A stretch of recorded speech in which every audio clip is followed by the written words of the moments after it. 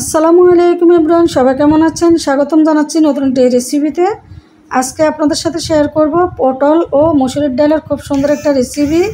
এই রেসিপিটা যে একবার খাবে সে বারবার রান্না করবে। রেসিপিটা মাছ মাংসর স্বাদকে হার মানাবে।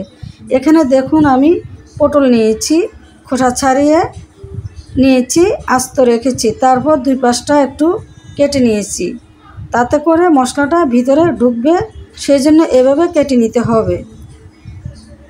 এখানে 100 গ্রাম মসুরির ডাল আমি ভালো করে ধুয়ে পরিষ্কার করে নিয়েছি। চলুন এখন রান্নার প্রসেসে চলে যাই, কিভাবে রান্না করে সেটা দেখতে থাকুন। তো চুলায় আমি একটি পাতিল বসিয়ে দিয়েছি। তো এখানে সামান্য কিছু লবণ অ্যাড করলাম আর সামান্য কিছু হলুদের গুঁড়া দিয়ে দিলাম। তো এখন আমি পটলটাকে ভেজে নেব কিছুক্ষণ।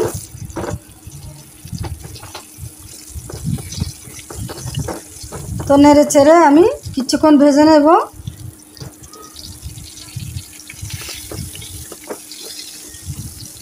প্রায় কয়েক মিনিট আমি নেড়ে ছেড়ে বাঁচতে থাকবো যতক্ষণ পর্যন্ত পটলটা লাল না হবে। তো লালচে কালার করে ভেজে নেব।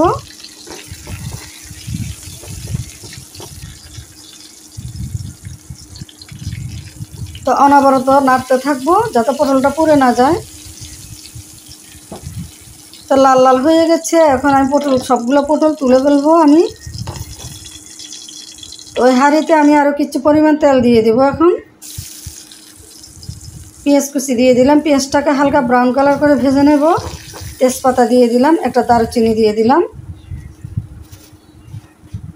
সামান্য আস্ত জিরে দিয়ে দিলাম কিছু, আলাদা একটা ফ্লেভারের জন্য। তো পেঁয়াজটা আমার ব্রাউন কালার করে ভেজে নেওয়া হয়ে গেছে। তো এখন আমি হাফ চা চামচ রসুন বাটা, হাফ চা চামচ আদা বাটা দিয়ে দিলাম আর 1 চামচ কাঁচামরিচ বাটা দিয়ে দিলাম। তো মশলাটাকে কিছুক্ষণ আমি কষিয়ে নেব এখন। তো সামান্য কিছু পানি অ্যাড করলাম যাতে মশলাটা পুড়ে না যায়।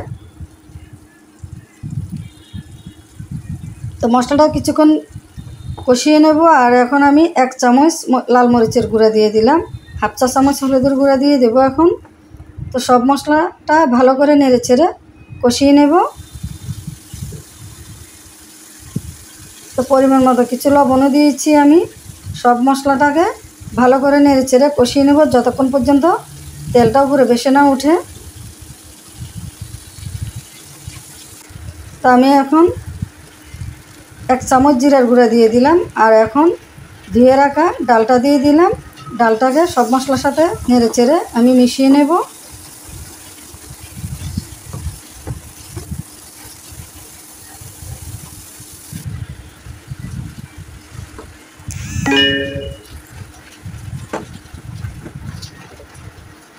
তো ডালটাকে আমি ভালো করে কষিয়ে নেব কিছুক্ষণ।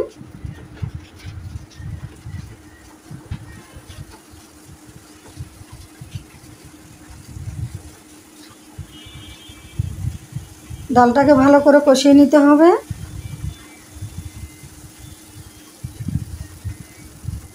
তো কষানো হয়ে গেছে, এখন আমি ভেজে রাখা পটল দিয়ে দেব। পটলটা দিয়ে দিলাম, এখন ভালো করে ডালের সাথে মিশিয়ে নেব আমি নেড়ে চেড়ে।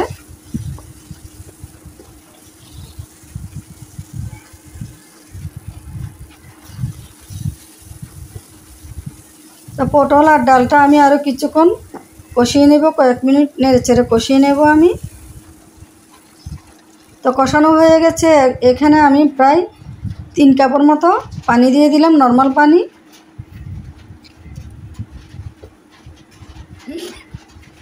তো আমি কিছু ফ্রোজেন করে রাখা টমেটো পিস দিয়ে দিলাম। এরপরে কয়েক মিনিটের জন্য ঢেকে দিয়ে রান্না করে নেব। তো আমি আবার নেড়ে ছেড়ে দেব এখন।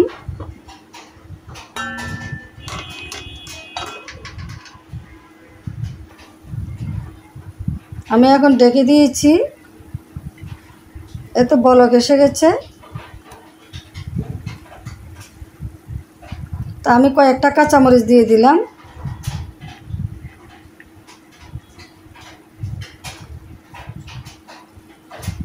আমি ঝালের পরিমাণটা একটু বেশি দিয়েছি, আপনারা কম বেশি দিতে পারেন, যার যার পছন্দ অনুযায়ী দিতে পারেন। তো ডালটা আমার প্রায় সিদ্ধ হয়ে গেছে, পটলটা প্রায় সিদ্ধ হয়ে গেছে।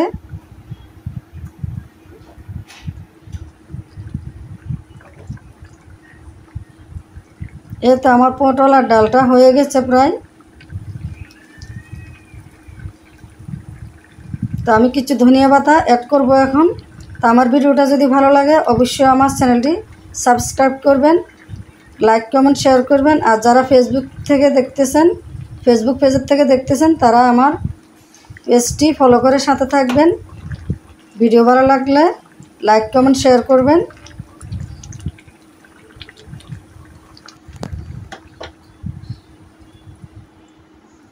তো হয়ে গেল আমার পটল দিয়ে ডাল রান্না। দেখেন কালারটা কত সুন্দর আসছে, আর একেবারে গরম ভাতের সাথে খেতে খুবই ভালো লাগবে। আপনারা এভাবে ট্রাই করবেন।